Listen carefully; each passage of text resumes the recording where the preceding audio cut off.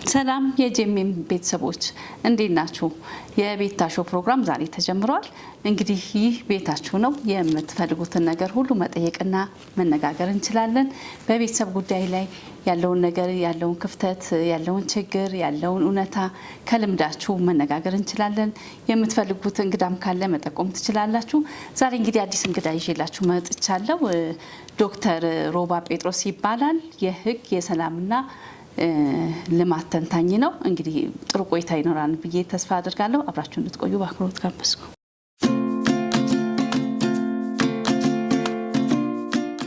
እሺ ዶክተር እንኳን በሰላም መጣ። አመሰግናለሁ። እንኳን በሰላም ጠብቅሽኝ። እኔም አመሰግናለሁ። እስኪ ራስህን አስተዋውቅልን ለተመልካች። እሺ ሮባ ጴጥሮስ እባላለሁ። የህግ ሰላምና ልማት መምህርም ተመራማሪም አስተማሪም ነኝ። አሁን በመንግስት ስራ ላይ በአመራርነት አለ። አመሰግናለሁ ዶክተር። እስኪ ዛሬ ስለ ስብዕና ሰብአዊነት ስለሚለው ነገር መጀመሪያ ሰው ሲፈጠር ስለ ስብዕናው ነው መነገር ያለበትና ስለ እሱ እስኪ ምንድን ነው ስብዕና የሚለው? ሰብአዊነት ወይ ደግሞ ሰብ ከሚል ሰው ከሚል የመጣ ቃል ነው። ስርወ ቃሉን ስናይ ማለት ነው። እንግዲህ ስለዚህ ስናወራ ፈጣሪ መጀመሪያ የፈጠረው ሰውን ነው። ሰው ነው በመልኩና በምሳሌው ተፈጠረው። ያንን ሜንቴን አድርጎ ያንን ይዞ ሲቆይ ስብዕና አለው እንላለን።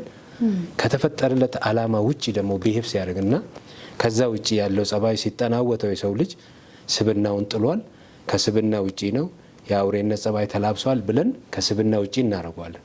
ስለዚህ ስብዕና ግንባታ ስንል ሰውን በተፈጠረለት ዓላማና በተፈጠረበት ዓላማ ላይ ስቲክ አርግቶ ማቆየት የሚችል ሙጫ ወይንም ኃይል ነው ማለት ነው።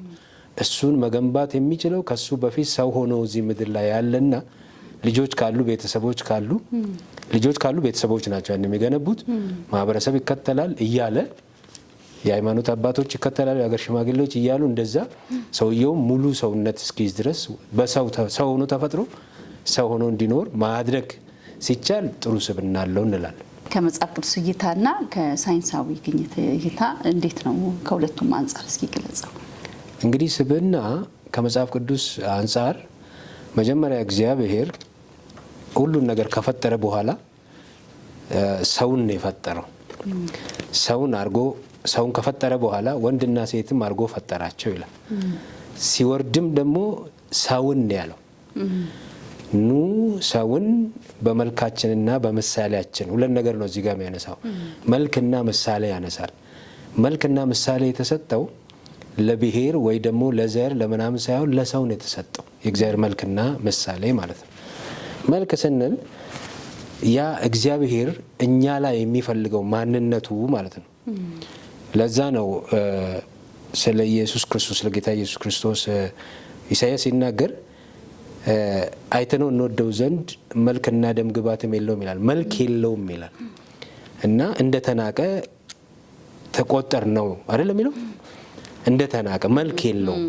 ያ መልክ የት ሄደ ስንል ሰው ባይዘወይ ከውድቀት በኋላ ያጣው ያንን መልክ ነውና ሰይጣን ሰው ሲወርቅ ያንን መልክ ነው እግዚአብሔር ሰው ላይ ያስቀመጠው መልክ ነው ሰው ያጣው።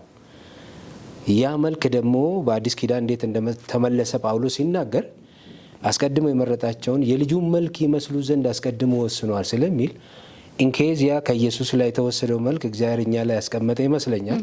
እንዳይቀጣን የልጁን መልክ እኛ ላይ ሲያይ በምሕረት ያልፈናል። ስለዚህ ሰው ላይ ነው መልክ ያስቀመጠው። ስለዚህ ሰውን ነው እግዚአብሔር የፈጠረው፣ በምሳሌው ነው የፈጠረው። በምሳሌው ነው ሴንስ እግዚአብሔር ሃርድ ወርከር ነው፣ ሰውም ሃርድ ወርከር እንዲሆን ነው። እግዚአብሔር ርሩ ነው፣ ሰውም ርሩ እንዲሆን ነው። እግዚአብሔር ከሰው ጋር ኮሚኒኬሽን ነበረው፣ ሰውም ከተፈጥሮ ጋር ከሁሉ ጋር እንዲኖር ያንን ባህሪ እንዲይዝ ነው ሰው ኦሪጂናል የተፈጠረው። ከዚህ ባህሪ ዲቬስ ያደርግ ይሄ በየትኛውም ሃይማኖት አለ። በሁለቱም በትልልቅ ሁለቱም ሃይማኖቶች በእስልምናና በክርስትና ይሄ አለ። ሰው ፈጣሪ ሰውን የፈጠረው የሚል ሰውን ከዚህ ዓላማ ሰው ሲወጣ ስብዕናን ጥሏል እንላለን ማለት ነው። ፈጣሪ ካስቀመጠው ለምሳሌ ምድርን ግዟት ተንከባከቧትም ነው። ይንከባከቧታል፣ ይገዟታል። ከዚህ ዓላማ ውጪ ሰው በምድር ላይ መገለጽ ሲጀምር ከተፈጥሮ ጋር ይጣላል። ስለዚህ የአየር መዛባት ይመጣል፣ ጎርፍ ይመጣል። የምናያቸው ነገሮች በሙሉ በዓለም ላይ እየሆነ ያለው ሜስ ፈጣሪ የሚያመጣው መቅሰፍት ነው ብዬ እኔ በአብዛኛው አላምንም። ሰዎች ሚስ አንደርስታንድ አድርገውት የተነገራቸውን ቃል ወይ ደግሞ ሆን ብለው ትተውት በራሳቸው መንገድ ምርጫ መርጠው ከተፈጥሮ ጋር የተላተሙበትና ኦሪጂናሊ እግዚአብሔር ካስቀመጠው ቴኔት መርህ ውጪ ስንወጣ ስብናችንን ጥለናል ብለን እንናገራለን። እና ወደ ስብናም ሰው መመለስ አለበት፣ ትውልድ ወደ ስብና መመለስ አለበት ስንል ለተፈጠረለት ዓላማ ሰው መኖር መቻል አለበት። ለምሳሌ መኪና ለተፈጠረለት ዓላማ ነው የሚኖረው። መንገድ ላይ ነው የሚነዳው እንጂ ባህር ላይ አይነዳም። ጀልባ ባህር ላይ ነው የሚነዳው እንጂ መንገድ ላይ አይነዳም። ለተፈጠረለት ዓላማ ነው ሁሉም የሚኖረው። አውሮፕላን በዚህ በቦሌ መንገድ ላይ ቢነዳ ጥሩ አይመጣም። ሰውም ለተፈጠረለት ዓላማ ሲኖር ስብና አለው እንላለን። ከዛ ውጪ ዲቤ ሲያደርግን ስብናውን ጥሏል ማለት እንችላለን። በመጽሐፍ ቅዱስ እንግዲህ ስብዕና ማለት እግዚአብሔር ኦሪጂናሊ አስበውበት ወርዶ ሰው ላይ ኢንቨስት ያደረገ ኢንቨስትመንት ነው ስብዕና። በሳይንሱም ስናወራ ዘሴም ነው። ሳይንስም ከመጽሐፍ ቅዱስ ነው ድሪቬት የተደረገው። ለምሳሌ እግዚአብሔር ለሰው ከሰጠው እውቀት ውጪ እኔ እውቀት አለ ብዬ አላስብም። ሰውን በመልካችን አይደለም የሚለው መልክ ገዢ ነው ባይዘው። እግዚአብሔር አዳም አንበሳን የገዛበት ምንም በትር ኖሮ ሳይሆን ያ እግዚአብሔራዊ መልክ እሱ ላይ ስላለ ነው። ከእንስሳት ጋር ከተፈጥሮ ጋር የኖረበት ተፈጥሮ እንዲታዘዝለት የተደረገው ግዙ የተባለበት በመልክ ነው። በአምላክ ኢሜጅ የተፈጠረው ሰው በዛ መልክ እንዲገዛ ነው የተደረገውና ያ መልክ ሲነሳ ነው ከሁሉ ጋር መላተም የተጀመረውና ምሳሌ ስንል ደግሞ እግዚአብሔር አክት በሚያደርግበት መንገድ አክት ስናል፣ ለምሳሌ እግዚአብሔር ፈጣሪ ነው አይደል? ዓለምና ሰማይና ምድርን ፈጥሯል። እግዚአብሔር በሰጠው አእምሮ ሰውም ከእግዚአብሔር በታች የሆኑ ብዙ ነገሮች ፈጥሯል። አውሮፕላን ፈጥሯል፣ ሳተላይት ፈጥሯል። ዛሬ ላይ የምንጠቀምበትን ቴክኖሎጂ ሰው ድራይቭ አድርጎ ፈጥሯል። ይሄ ከየት መጣ ብትይ አንድ ሲደመር አንድ ሁለት ስላልን ሳይሆን ኦሪጂናሊ እግዚአብሔር አስበው በዓላማ በሰው ውስጥ ያስቀመጠ እውቀት አለ ብዬ ስለማስብ ሰው በዛ ልክ ተከብሮ ሰው ክቡር ሆኖ ሳለ አይደለም የሚለው ሰው ክቡር ሆኖ ሳለ እንደሚጠፋ እንስሳ መሰለ ነው። ታትማች እግዚአብሔር እኛን አፕሄል ካደረገን እንደዛ ከፍ ካደረገን በዛ ከፍታ መኖር ሲገባን ወርደን መታየት የለብንም የሚል ሳቤ ነው። ይሄ እንግዲህ መጽሐፍ ቅዱሳዊም ነው። ሳይንሱም ይህንን ነው የሚደግፈው። ሳይንስም ሰው ከሚኖርለት ዓላማ ውጪ ዲቬት ሲያደርግ ሰው ማህበራዊ እንስሳ ነው ብሎ ሳይንስ ያምናል። እውነት ነው። አንድ ላይ ነው የሚኖረው። አንድ አይነት ቋንቋ ነው የሚያወራው። አንድ አካባቢ ያለው ለምሳሌ ነጭ፣ ጥቁር በብሔር በምናምን ብንለያይም አንድ አይነት ሰዎች ነን። ስለዚህ ማህበራዊ ኑሮ አለንና ይሄ ማህበራዊ ኑሮ ያለው ማንነት ልበልሽ ከዛ ማህበረሰቡ ከሚኖርበት ኢቲኬት ከሆነው መርህ ውጪ ሲወጣ ስብና ጥለዋል እንላለን ማለት ነው። እንደ እንስሳ መኖር ሲጀምር ስብና ጥለዋል ብለን እናስባለን። እንግዲህ ይህን ስብና ሰው ላይ ነው የፈጠረው እግዚአብሔር። ይህን ስብናውን በቃ ትውልድ ነው አይደለ? ይሄ ሰው ማለት እኮ ትውልድ ነው በቃ yes። እና ይህን ስብና ለማነጽ እንደ መጽሐፍ ቅዱስም ቤተሰብ ወሳኝ ነው ብዬ አስባለሁ። መሰረቱ ቤተሰብ ነው ብዬ ነው የማስበውና እንደ ፕሮግራሙም የቤተሰብ ፕሮግራም እንደመሆኑ መጠን ከቤተሰብ ምን ይጠበቃል? ትውልድን ለማነጽ የሚያደርግ ስብና ትውልዱ እንዲኖረው ቤተሰብ ምን ማድረግ አለበት? ያ እንግዲህ ቴንክ ዩ ጥሩ ጥያቄ ነው። ቤተሰብ የመጀመሪያ ኃላፊነት ያለበት እግዚአብሔር የወከለው በምድር ላይ አንድ ኢንስቲትዩሽን ነው። ቻይና ምሳሌ ብሰጥሽ ማለት ነው ወደ መጽሐፍ ቅዱስ ከመምጣቴ በፊት ዛሬ ላይ ቻይናን ቻይና ያደረገ ከቤተሰብ ስለተነሱ ነው። መርህ አላቸው። የቻይና ህልም አንድ ሀገር እንደ ሀገር የምትቆመው ከብሔራዊ ጥቅሞቿ ቀጥሎ ያለው ህልም ካላት ነው። ሰውም እንደዛው ነው። ባይዘው ህልም የሌለው ሰው መጽሐፍ ቅዱስም እንደዛ ነው የሚለው። ህልም የሌለው ሰው መርህ ምንድነው? መረን እንደወጣ ነው የሚለውና ህልም ነው። ህልም ማለት ደግሞ እንግዲህ ይሄ ተኝተን የምናየው አይደለም። አንድ ሰው ምን ይላል? ህልም ማለት ተኝተን የምናየው ነገር ሳይሆን ካየነው ቀን ጀምሮ እንቅልፍ የሚነሳን እንቅልፍ ውስጥ ተኝተን የምናየው ነገር ሳይሆን ካየነው ቀን ጀምሮ እንቅልፍ የሚነሳን ነገር ነው እስክንፈጽመው ማለት ነው። በዮሴፍ ህይወት ላይ ተኝቶ ማየቱ ብቻ ሳይሆን ካየ ቀን ጀምሮ ሰውየው አልተኛም። አንዴ በጉድጓድ ሲጣል፣ አንዴ በፖቲፋራ ቤት ዋጋ ሲከፍል፣ እስር ቤት ዋጋ ሲከፍል። ህልም ማየቱ ቀላል ነው፣ ተኝቶ ማየቱ ቀላል ነው። ግን ከዛ በኋላ እንቅልፍ ይነሳል። ህልም ማለት ተኝተ የምታየውና ጠዋት የምታወራው ሳይሆን ካየህበት ቀን ጀምሮ እንቅልፍ የሚነሳ ነገር ነውና ስለዚህ ቻይናዎች እንዲህ እንቅልፍ የሚነሳቸውን ነገር መፍጠር ስለነበረባቸው ቻይኒስ ድሪም ብለው ተነሱ። ቻይኒስ ድሪም ብለው ሲነሱ ከቤተሰብ ነው የተነሱት።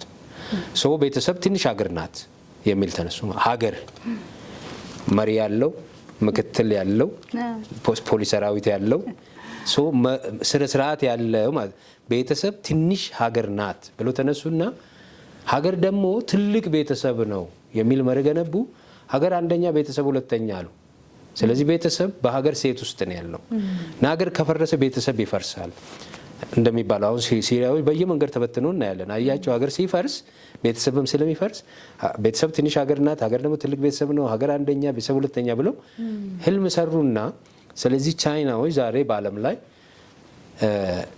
ትልቅ ሀገር እስኪሆኑ the greatest nation እስኪሆኑ ድረስ ደረሱ። አሜሪካኖችም እንዲሁ በህልም ነው የተነሱት። አሜሪካን ድሪም እነሱ ምድራቸውን ነው የተስፋው ምድር ከመጽሐፍ ቅዱስ ነው የቆረጁት ይመስለኛልና አሜሪካ the land of ይሄ የመጽሐፍ ቅዱስ ላይ ያለው እነ ኢያሱና ካሌብ ሲመኟት የነበረው የተስፋ ምድር የምትባለው የተስፋ ምድር ናት ብለው ህልም ሰሩና ሁሉም ትውልድ ከዓለም ሁሉም የሚናፍቃትና ወደዛ የሚመኛት ሀገር እናደርጋታለን ብለው የአሜሪካን ፋደርስ አሜሪካን አባቶች የሚባሉት ይህን ህልም ፈጠሩ፣ ቀጠሉበት ማለት። ስለዚህ ቤተሰብ ሶስት ነገር አለ። አንደኛው ቤተሰብ አለ፣ ትውልድ ግንባታ አለ፣ ሀገር አለ አይደል?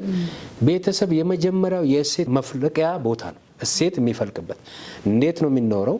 ለምንድን ነው የሚኖረው? በምንድን ነው የሚኖረው? የት ነው የሚኖረው?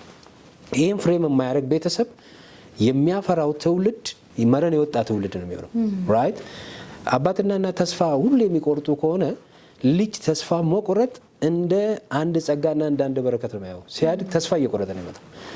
ባል ተስፋ የሚቆርጥ ከሆነ ሚስት ቤቷ አይሞቅላትም። ለምሳሌ ምንም እንኳን ደሞዝ ባይኖራቸው የሚበላ ቢጠፋ እንኳን ዘንድሮ ልጄና እኔ አንተ በቃ ማለቃችን ነው ሚስት ስትል እውነትሽን እኮ ነው እንዴት እንደምንሆን አናቅም ቢል ቤቱ የዛን ቀን ፈርሷል። አይዞሽ እኔ ቆንጆ እኔም አለው ፈጣሪም አለ ሲል የሚችል ነው የሚመስላት። ፈጣሪም ደግሞ እንደዛ አይነት ቤተሰብ ነው የሚያግዘውና የመጀመሪያ ስብዕናና ትውልድ የሚቀረጽበት ቦታ ቢኖር ቤተሰብ ነው።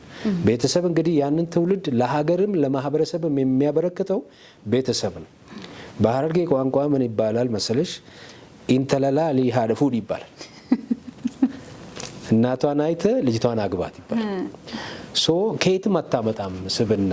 የመጀመሪያ ድራይቭ የምታደርገው የመጀመሪያ አይኗን የገለጠችበት ቦታ፣ የመጀመሪያ ቋንቋ የለመደችበት ቦታ፣ የመጀመሪያ አክቲንግ የለመደችበት ቦታ ያው ስለሆነ ሀደ ሲላል ኢንተለፉዲ ይባላል። እና ይሄ መርህ በትንሹም ቢሆን በደንብ ኢፌክቲቭ ነው። ምክንያቱም ከዛ ተሰርታ ነው ያቺ ሴት ለሰፈር የምትሆነው፣ ከዛ ነው ለባለ የምትሆነው። በወንድምስ በወንድም ብናደርግ እንዲሁ ነው። ሴት ብቻ ሳይሆን አባላሊ ኢልመፉዲም ቢገለበት ያ ነው የሚሆነው ሎጂኩ። አባቱ አክት ሲያደርግ የሚያየው ነው ወንድየው አክት የሚያደርገው። አባትየው ሰክሮ መጥቶ ሚስቱን ከግድግዳ ጋር የሚያጋጭ ከሆነ ትዳር ማለት ሲምፕሊ ሰክሮ መጥቶ አንድን ከቤተሰቧ የተወሰደ ሴት ከግድግዳ ጋር ማጋጨት መስሎ ራይት። አባትየው ሲገባ እንዴት ዋላችሁ ብሎ እግዚአብሔርን ፈርቶ ቤተሰቡን አክብሮ ሚስቱን የሚወድና በተጻፈለት ልክ ሚስት እንደ ራስ አድርገው ውደድ የተባለው እንደዛ አክት ቢያደርግ ልጁ በቃ የተጻፈ መጽሐፍ አይቷል። ራይት? ከሚያነበው ይልቅ የተጻፈ ስላይ ያንኑ አክት የሚያደርግ ስብዕና ግንባታ እንግዲህ ከዚህ ጋር ነው የሚጀምረው። በዚህ በአንድ ምሳሌ ይሄን ልደምድምልሽ። አንድ ሼክ አለ አብዱላሂም ኤዲ የሚባል ፓኪስታናዊ ነው እና በጣም መልቲ ሚሊዮነር ነው። በጣም ሀብታም ነው። ሞተ። ሲሞት ታሪክ ነጋሪዎችና ጋዜጠኞች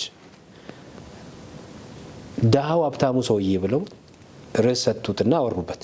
the richest poor person of the world አሉ። he was a rich but the same shit በጣም ሚስኪንና ደሃ ነው፣ ፑር ነው። ባንዲራ 3 ቀን ዝቅ አለለት። እውነተኛ ታሪክ ነው ነገርሽ። the richest poor person has died today። ዛሬ ሞተ፣ ፓስ ዳው ያደረገ። ግን በህይወት እያለ አንድ ጋዜጠኛ የጠየቀው ጥያቄ እና እሱም በህይወት እንትኑ ላይ ኢንስክሪፕት ካደረገው ነገር አንድ የማረከኝ ነገር አለ። ለምንድን ነው እንደዚህ አይነት ኑሮ የምትኖረው ተባለ። በጣም ሚሊዮነር ነው። ሁሌ ምሳ ሲበላ ከባልቴቶች፣ እናት የሌላቸው ህጻናቶች፣ መንገድ ላይ ከተቀመጡ ሰዎች በቃ እዚህ ጋር ነው ኢንቨስት የሚያደርገው ሰውየው ሁሌ እዚህ ጋር ነው ኢንቨስት የሚያደርገውና ገንዘቡን እዚህ ላይ ነው የሚጨርሰው። ለምንድን ነው ይሄን ነገር የምታደርገው ብሎ ጋዜጠኛ ጠየቀው በህይወት እያለ። ምን ብሎ ነው የተናገረው? being human is a gift of creator አለ።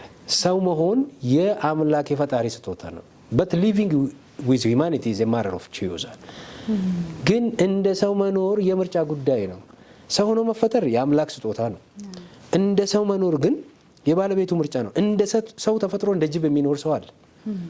ይሄ ማለት ሰውን ሰው ያደረገው ፈጣሪ ነው። ሰውነቱን ቀጥሎ መኖር የሚችለው ግን የምርጫ ጉዳይ ነው። ማንም አይከለክልሽም። ለዚህ ነው ዳዊት ሰለሞንን ጠራውና ሲመክረው ልጄ ሆይ ያለው ሰው ሁን። አየህ፣ ሰው ሁን። ሰው አምላክ ሰው አድርጎ ከፈጠረ አንተ ሰው ሆነ ቀጥል። በአምላክ ላይ አታምጽ፣ በመርሁ ላይ አታምጽ፣ እንደ አውሬ አትኑር። ክቡር ሆኖ ሳለ ሰው አይደለ እንደሚጠፋ እንስሳ መሰለ። ራሱ ነው ሰው እንስሳ የሆነው። በፍቃድ ነው እንስሳ የሚደረገው። ተሰርቶ ነው እንስሳ የሚደረገው። ቲዎሪዎች አሉ። ለምሳሌ የግንባታ ቲዎሪዎች አሁን ለምሳሌ የብሔር ስናስተምርኛ ኤትኒሲቲ ሲገነባ ፕሪሞርዲያል የሚባል አለ፣ በደም የሚባል አለ። ግን በጣም ወሳኙ ኮንስትራክሽን ነው የምንለው አለ። ኮንስትራክቲቭ ቲዎሪ የግንባታ ለምሳሌ ቻይና ያደገ ሰው ቻይና ሀገር የሚበላውን እንስሳ ሲበላው ሾክ አያደርግም አይደል? ያ ኢትዮጵያ ያደገውን ሰው ግን ቻይና ሄደ ያንን ይከብዳል። ዘሪዝም ቢሃይንድ ምንድነው? ኮንስትራክት አልተደረገበትም። ስለዚህ ሰው በምርጫው ነው ራሱን እኮ ነው የሚገነባው። መጽሐፍ ቅዱስም ይሄን ነው የሚለው እኮ ወደ ፍጹም ሙላት አይደል የሚለው እለት እለት እኛን የምንገነባው እኛንን ቫልዩ አድ የምናደርገው እንጂ ፈጣሪ ሰው አድርጎ ፈጥሮናል። ሰው ሆነ መቀጠል ግን የኛ ምርጫ ነው። እንደ እንስሳ መኖር እንችላለን ማለት ነው። ስለዚህ ነው ዳዊት ቅድም እንዳልኩሽ ሰው ሁን ለሰለሞን የሰጠውን ኑዛዜ ቢኖር ሰው ሁን የሚል ነውና በዚህ ልክ ነው ማየት መቻል አለብን።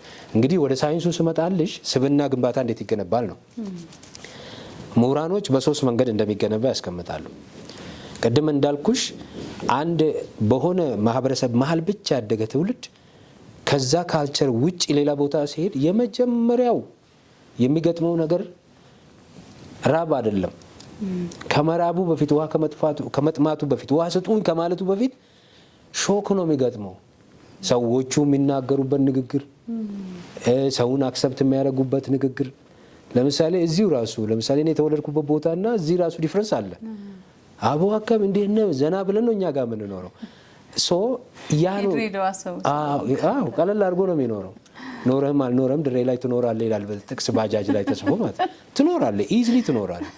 መንገድ ላይ አክስቴ ሁሉ መንገድ ላይ ድንች የሚሰሩ ሰዎች አክስቴ ነው የምንላቸው፣ አክስቶቻችን ናቸው። ሄደን በልተን ውሃ ጠጥተሽበት ዘና ብለሽ ትኖሪያለሽ። ይሄ ነው የሚልሽ ሰው የለም። ሰው የመጀመሪያው ሾክ ነው እና ምንድነው ሳይንሱ የሚለው የመጀመሪያው መላመድ ይላል። መላመድ ከሲቹዌሽን ጋር አዳፕታቢሊቲ የምንለው ማለት አዳፕት ማድረግ መቻል፣ ሾክ ያን ሾክ ሪዚሊየንት ሆኖ ማለፍ መቻል፣ እሱን ማብቃት መቻል ማለት። ቅድም ነግሬሻለሁ ስለ ቤተሰቤና እናቴ መጀመሪያ እኔ ላይ ያደረገችው ነገር ኑሮን በራሴ ቻሌንጅ መቅጠም እንዲችል ነው ያደረገችኝ። ማድረግ ለኔ ማድረግ እየቻለች እኔ ማድረግ እንዳለብኝ ነው ያስተማረች። ሪዚሊየንት አርጋ እኔን አይበገር ያርጋ እንድወጣ ስትፈልግ ቤት ተከራይ ብላ የቤት ኪራይ ሰጠችኝ። ራይት ያ የቤት ኪራይ መቼ ነው የሚደርሰው ብዬ ሲጨነቅ ራስን ቻል ብላ የምግብ ሰጠችኝ። ከሳምንት ሳምንት ያንን ቆጥቤ መኖር ግዴታ ስላለብኝ አታ ሳይሆን መልመድ ስላለብኝ ነው። በኋላ ነግርሻለሁ የንስር ልጆቹን እንዴት እንደሚያስተምርና ሪዚሊየንት ትውልድ ነው የሚፈጥረው። እንዳውም በዚህ ግሬ መንገድ ነው ዙጋ ነግሬሽ ልለፍ። ንስር ወንዱ ንስር ሄዶ ሴቷን ንስር የፍቅር ጥያቄ ሲያቀርብላት በአንዴ ሸትረው አንዴ ኤሊቬሽን ትጨምርበታለች ወደ ላይ የዘንባባ የግንድ ቅጠል የቅርንጫፍ ይዛ ወደ ላይ ትፈጥናለች። ሲደርስባት ወደ ምድር ትጥሏለች። ያ ቅጠል መሬት ከነካ አታገባው። ሮጦ አምጥቶ እዛ ቆማ ትጠብቀዋለች፣ ይሰጣታል። ከዛ ኢሊቬሽን ትጨምራለች፣ ይከተላታል፣ ትለቀዋለች፣ ሄዶ ያመጣላታል፣ እዛው ትጠብቀዋለች፣ ትሰጠዋለች። ስንቴ ከፈተነችው በኋላ ይሄ ጎበዝ ባል ነው፣ ታገባዋለች። ለምን የምትፈትን ይመስልሻል? ልክ ልጆቿን ቀፍቅፋ ንስር ሳር አርጋ እሾህ ከሳሩ ላይ አርጋ እሾሁ ላይ ሳር አርጋ ነው እዛ ለመቀፈቀፈው። ልክ ከቀፈቀፈ በኋላ ልጆቹ እንዲበሩ ላይ ስትፈልግ እሾኩ ላይ ያለውን ሳር ታነሳባቸዋለች። አሁን በራሳቸው መለማመድ ይጀምራሉ። ሲመለሱ እሾኩ ይወጋቸዋል። ክፉ ሆና ሳይሆን ውስጣቸው ያለውን ፖቴንሻል ማውጣት እንዳለባቸው ስለምትፈልግ ነው። ኮንፈርት አይሰጣቸውም እሾኩ። ሲንቀሳቀሱ እሾክ አለ። ስለዚህ ላባቸው መጠቀም ይጀምራሉ። አመልጠዋለሁ ሲሉ ላዩ ላይ ሲመለሱ፣ አመልጠዋለሁ ሲሉ ላዩ ላይ ሲመለሱ ፕራክቲስ ያደርጉ ለካ ይሄ አለኝ ይላሉ ማለት ነው። ኔክስት ላይ ምን እንደምታደርጉ ከዛ ላይ ለቅማ ወደ አየር ላይ ትበትናቸዋለች። መብረር ሊችሉ ማለት ነው። አየር ላይ ሲንተባተቡ ያ ቀድሞ የተፈተነው አባት ይመጣና በላባው ከአየር ላይ ሰብስቦ ይመልስላታል። ድጋሜ ትበትነዋለች። ለዚህ ነው መጽሐፍ ቅዱስ በንስር ክንፍ ከግብፅ አወጣቸው ይላል። ገባሻ? የተፈተነ እግዚአብሔር አለ ማለት በሁሉ ነገር ጀግና የሆነ ማለት ነው። ለዛ ነው ራሱን ከዛ ጋር የሚያገናኘውና ሪዚሊየንት ኮሚኒቲ ሪዚሊየንት ጄኔሬሽን ለመፍጠር ከተፈለገ ትውልድ እንዴት ነገሮችን ማሸነፍ እንዳለበት ነው እንጂ ማስተማር ያለብን ለነገሮች እጅ የሚሰጥ እማዬ ብሎ እናቱ በር ላይ ተመላልሶ ጸጉሩን የሚቋጥር ትውልድ አያስፈልግም ለማለት ፈልጋለሁና የመጀመሪያ መላመድ ነው። ሁለተኛው ደግሞ ግለኝነት፣ ግለሰባዊነት፣ እዛው ራስን መፈለግ። እዛ የተላመደው ማህበረሰብ ውስጥ ዋው እኛ ጋርም ይሄም አለ የሚል ተመሳሳይ ሴቶችን ከዛ ውስጥ መፈለግ ራይት። ለምሳሌ ነው ሌላ ከተወለድኩበት ከምስራቅ ኢትዮጵያ ወደ ሰሜን ኢትዮጵያ ቢሄድ ከምስራቁ ጋር የሚመሳሰል ጸባይ ያገኘሁት ልንገርሽ። ለስራ ትግራይ ሄድኩኝና የትግራይ እናቶች ቡና አፍልተውልኝ ማሬ ብለው ጠጣውኝና ተደስቼ ሃው እናቶች እንዴት ሰውን አንድል እንደሚያደርጉት እኛ ጋር እኮ ይሄ አለ በጣም እናቶች ሰው ይወዳሉ ብዬ አወራው ማለት ሶ አንድ አይነት እሳቤ ታገኛለሽ ራስን መፈለግ። ሶስተኛው ነው የመጨረሻ ሳይንስቶች የሚሉት ውህደት ነው። ኢንቲግሬት ማድረግ፣ አንድ ላይ መምጣት፣ ማህበራዊ ትስስር መፍጠር፣ መገናኘት መቻል። ልክ እንደ ወንጌሉ ማለት ነው። ወንጌል አሁን በምንም የማንገናኝ ሰዎችን ነው ሰብስበው አይደል አንድ ቤተሰብ ጳውሎስ ሲናገር እንዳውም እኛ የእግዚአብሔር ቤተሰቦች ነን we are the family ይላል። ፋሚሊ ራይት ከነገር ከቋንቋ ዋይቶን ሲል እኮ ዋጀና አንድ ለአምላኩ ካህንና መንግስት አንድ አደረገን ነው። እንዲህ ነው ሴቶች ሰውን የማሰባሰብ ጉልበት አላቸው። ሴቶች እንደ ሙጫ ሰው ኢንቲግሬት እንዲያደርግ መሆን አለበት። ዋቴቨር ኢት ኢዝ ግን ቤተሰብ ትውልድን ሲገነባ ነገውን ህልሙን ነው የሚፈጥርለት እንጂ የዛሬውን ደስታ ብቻ ማሟላት አይደለም። ልጅ የጠየቀውን ብቻ ማግኘት ሲዝን አለ። ሲዝን ዊዝ ሪዝን የሚባል አለ። እዚህ ጋር አንድ ምሳሌ ልስጥሽና ልጨርስልሽ። እዚህ ጋር አንድ ሰውዬ 4 ልጆች አሉት አሉ። አንድ ሰውዬ 4 ልጆች አሉት። እነኚህ ልጆች ሪል ላይፍ ኤክስፒሪየንስ እንዲያገኙ የህይወት ተሞክሮ እንዲያገኙ ምን ላስተምራቸው ብሎ አሰበ ሰውዬው። እነኚህ ልጆች እንዴት ላስተምራቸው 4ቱ ልጆች ብሎ አሰበና ሲወጣ አንድ ደረቅ ዛፍ አየ። በጋ ስለነበረ ዛፍ በጣም ደርቋል፣ ምድሩ ደርቋል፣ በጣም ያስጠላል። ከዛ የመጀመሪያው ልጅ ላከው፣ ሂድና ያን ዛፉን አይተ ለቤተሰብ ሪፖርት አቀርባለ ተባለ። ልጁ ሄደና አየና መጣና አይቼዋለሁ አለ። ሪፖርት ሲያቀርብ ለወንድሞቹና ለአባቱ ለእናቱ ሪፖርቱ ዛፉ ደረቅ ነው፣ በጣም ያስጠላል፣ መሬቱ ደረቅ ነው፣ ለጥላ አይሆንም፣ እዛ ጋር ይጨንቃል። የሚገርማቸው ሄዳችሁ ብታዩት በጣም ይጨንቃል ብሎ ሪፖርት አደረገ። እውነቱን ነው፣ ይጨንቃል። ኮንክሉዥን ንገረን እንግዲህ ማሰሪያ አለባት። ምን ቢደረግ ዛፉ መልካም ሲል ተቆርጦ ለማገዶ ይሆናል አለ። ምርጥ ማገዶ ይወጣዋል አለ። እሺ ቴንክ ዩ ተጨበጨበለት፣ ቁጭ አለ። ልክ በልግ ጊዜ ዝናብ ሲዘንብ ሁለተኛውን ልጅ ላከው። ያንኑ ዛፍ ሲሄድ ሪፖርት ሲያቀርብ ወንድሜ ውሸታም ነው አለ። ሁለተኛው ልጅ ደረቅ ነው ምናምን የምትለው ምንድን ነው አንተ ለምን ተዋሻለህ? እኔ እንዲህ ያልጠበቅኩህም አለ። ዛፉ ቅጠል አለው፣ ከስር ሳር ብቻ ነው፣ በጣም ነው የሚያምረው። ወንድሜ እንደዚህ ተዋሻለህ ብዬ ጠብቄ አላውቅም።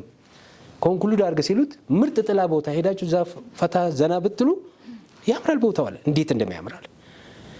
ልክ ወደ ብራ ነው የሚባለው ወደ መስከረም አካባቢ ሶስተኛው ልጅ ላከው።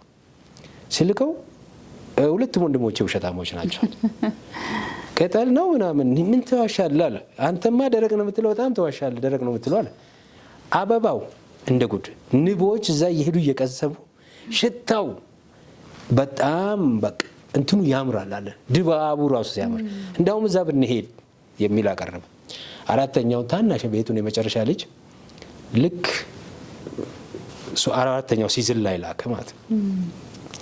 ሲልክ አባት ያለ የመጨረሻ ወንድሞቼ ሶስቱም ውሸታሞች ናቸው አለ። ዛፉ ቅጠል ነው ያለው፣ ደረቅ ነው ያለው፣ ውሸቱ ነው አለ። በጣም ውሸት ነው አለ። ቅጠል ብቻ ነው ያለው አይደለም አለ። አበባ ንቦች ምናምን አቤው ውሸት አለ። ዛፉ ፍሬ ተሸክሞ ጎንበስ ብሎ እኔ ራሱ ፍሬ ይዤላቸው መጥቻለሁ አለ። አየሽ ስንት ዛፍ ነው? አንድ ዛፍ ነው። 4 ሲዝን 4 አይነት ዛፍ ነው የሆነው። ሶ ሽማግሌ የፈለገው ሲዝን ዊዝ ሪዝን ልጆቹን ሊያስተምር ፈልጎ ነው። አየሽ አሁን በመጀመሪያው ልጅ ያ ዛፍ ቢቆረጥ ኖሮ ተስፋ ሁሉ ይጨልም ነበር። በቅጠል ብቻም አይደለም ዛፉ አበባ ብቻም አይደለም ዛፉ ፍሬም ብቻ ሶ ዛፉ አንድ ነው። ብዙ ጊዜ ነገሮችን በዚህ እይታ ነው ማየት ያለብን። ሲዝን ዊዝ ሪዝን ባይ ዘ ዌይ በመጽሐፍ ቅዱስ እግዚአብሔር 4ቱን ሲዝን ጨፍልቆ አንድ ጊዜ ለአንድ ሰው ሰጥቷል። የአሮን በትር ደረቅ ነበረች አይደል? አቆጠቆጠች፣ አበባ ወጣች አይደል? ፍሬ ማፈራች በአንድ ሌሊት። this is miracle አይደል? በኖርማ እግዚአብሔር ሲዝን አይጥስም። ዛፍ ደረቅ ነበረ፣ ዝናብ ይዘንባል፣ ቅጠል ያወጣል፣ አበባ ያወጣል፣ ከዛ ፍሬ ይሆናል። አንዳንዴ ግን ከዚህ በዘለለ በመንፈሳዊ አይን በአንድ ምሽት 4ቱን ሲዝን ጨፍልቆ ለአንድ ሰው ሲሰጥ ያለሽ ይሄ አሜን ያስብላል። አሜን 4ቱን ሲዝን ጨፍልቆ ይስጥሽ ለማለት ፈልጌ ነው። እና ሰባኪዎቹም የምትሰብኩት እንግዲህ በደንብ እንዲህ እግዚአብሔር ጨፍልቆ ይሰጣቸዋል 4ቱን ሲዝን በአንድ ላይ ብሎ መስበክ ይችላሉና ሶ ሪዝን ዊ ሲዝን መረዳት መቻል ቤተሰብ ልጆቻቸውን፣ ማህበረሰብ ትውልድን፣ ትምህርት ቤቶች በስነ ምግባር ልጆችን የሚያነጹ በተለይ ሲዝን ብቻ ሳይሆን ሪዝን መልመድ እንዳለባቸው ዋይ ዲስ ሃፕን። በተለይ አሁን በአየሩ ላይ የተለቀቀ አንድ ነገር አለ፣ ራስ ማጥፋት። እኔ ብሄድ ይሻለኛል፣ እኛ ምን መጣለን ምናምን ነገ ላይ ጠባሳው ያ ቁስሉ ሽሮ ታሪክ ለሚሆን ነገር ለጥቂት ንዴት ብለው ሲዝናቸውን የሚመጣውን የፍሬ ዘመን ከሚያበላሹ አሁን የመጣባቸው ሲዝን ዊዝ ሪዝን ተረድተውት ዋትስ ሮንግ ብለው ኦኬ ይሄንን በጸጋው አልፋለሁ አይደል? በሚያስፈልጋችሁ ጊዜ ሊረዳቸው የሚችል ወደ ጸጋው ዙፋን በእምነት ቀረቡ። ይሄን የሚያክል ተስፋ ይዞ ሰው እንዴት ለአጭር ጊዜ ሲዝን ራሱን አሳልፎ ይሰጣል ከተባለ ኮንስትራክት የተደረግንበት መንገድ ልክ አይደለም። ተበላሸ ካለን የኛ ትውልድ ነው፣ እኛ የቀረጽነው ትውልድና አባቶች በዛ ልክ ራሳቸው ማየት መቻል አለባቸው። ቤት ይሄን የምልሽ። አመሰግናለሁ ዶክተር። ተመልካቾቻችን ከዶክተር ሩባ ጴጥሮስ ጋር ያደረግነው ቆይታ በዚህ አላበቃም። ዛሬ ጥሩ ትምህርት እንደወሰዳችሁ ተስፋ አደርጋለሁ። ሳምንት በዚሁ ርዕስ ላይ ሆኖ በስፋት እንመለስበታለን። እንግዲህ ፕሮግራም ዛሬ አብቅቷል። ሳምንት እንገናኛለን። ቤቴል ታምራት ነኝ። ሰላም።